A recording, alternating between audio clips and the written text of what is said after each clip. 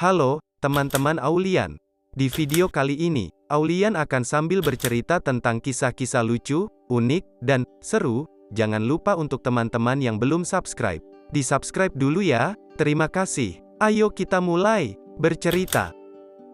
Angsa bertelur emas dan penyihir jahat. Seorang gadis cilik hidup sebatang kara di sebuah desa. Yang ia miliki hanyalah seekor angsa mungil yang cantik peninggalan kedua orang tuanya. Seiring berjalannya waktu, angsa dan gadis kecil itu semakin tumbuh besar. Hingga suatu hari saat angsa bertelur, gadis cilik itu terkejut karena angsa tidak bertelur seperti biasa, melainkan bertelur sebuah telur emas. Mengetahui angsa miliknya dapat bertelur emas, gadis cilik itu sangat senang. Ia pun menjual telur emas itu untuk memenuhi kebutuhan hidupnya. Suatu hari gadis cilik dan angsanya bertemu dengan seorang pengemis. Ketika itu gadis cilik hendak menjual telur emas yang akan digunakan untuk membeli makanan. Saat melihat pengemis itu, gadis cilik merasa sangat iba. Ia pun memberikan telur emas miliknya kepada pengemis. Pengemis sangat berterima kasih pada gadis cilik itu. Beberapa hari kemudian, saat gadis cilik berjalan-jalan dengan angsa miliknya, ia bertemu dengan seorang kakek tua yang sedang menangis. Gerobak miliknya rusak parah karena ditabrak sekumpulan domba. Gadis cilik yang merasa iba, memberikan telur emas miliknya pada kakek tua itu untuk membeli gerobak yang baru. Cerita gadis yang memiliki angsa bertelur emas tersebar hingga ke penjuru negeri. Seorang penyihir jahat yang mengetahui tentang telur emas itu pun berniat mencari tahu. Penyihir jahat pun menyamar menjadi seorang nenek. Saat melihat gadis cilik dan angsanya lewat, ia memanggil gadis cilik itu. "Gadis cilik yang cantik dengan seekor angsa, sudikah kiranya kau membantu nenek? Cucu nenek sedang sakit dan membutuhkan obat," ujar penyihir jahat berbohong. "Baiklah, Nek, aku memiliki satu telur dan dapat nenek gunakan untuk membeli obat serta makanan. Semoga cucu nenek lekas sembuh ya, Nek." Gadis cilik pun berlalu.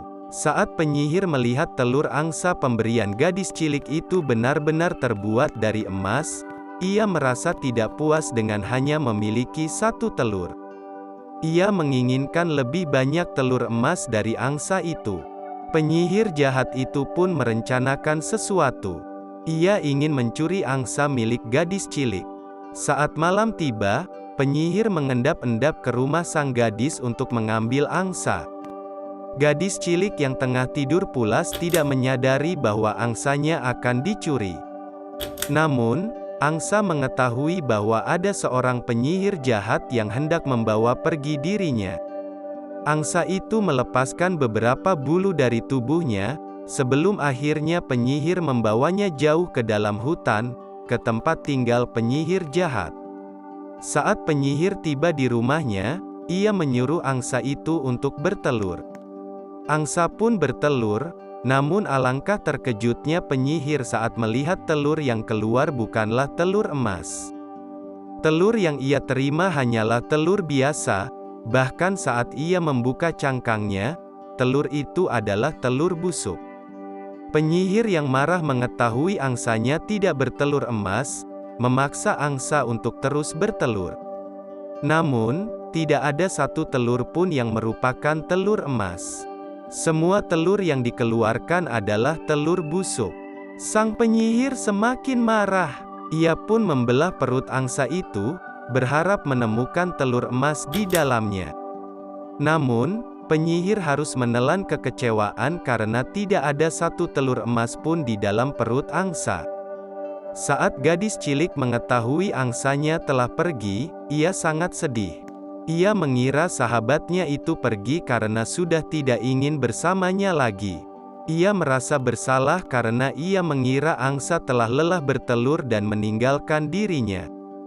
Gadis cilik melihat beberapa helai bulu angsa tergeletak. Ia pun mengambil bulu-bulu angsa itu. Ia menyimpan bulu angsa itu baik-baik karena hanya itu yang dapat mengingatkan dirinya pada angsa yang telah bersamanya sejak lama. Bulu-bulu itu disimpannya di dalam sebuah kotak. Keesokan harinya saat gadis cilik membuka kotak yang berisi bulu angsa, ia terkejut karena bulu angsa itu sudah berubah menjadi beberapa helai kain. Gadis cilik yang keheranan mengambil kain itu. Saat menyentuhnya ia merasa seperti tengah menyentuh angsa miliknya yang hilang. Ia pun menenun kain untuk menjadikannya sebuah baju. Setelah berhasil membuat sebuah baju, ia kembali membuka kotak tempat menyimpan bulu angsa. Alangkah terkejutnya ia karena kembali mendapati kain yang lembut seperti bulu angsa di dalam kotak.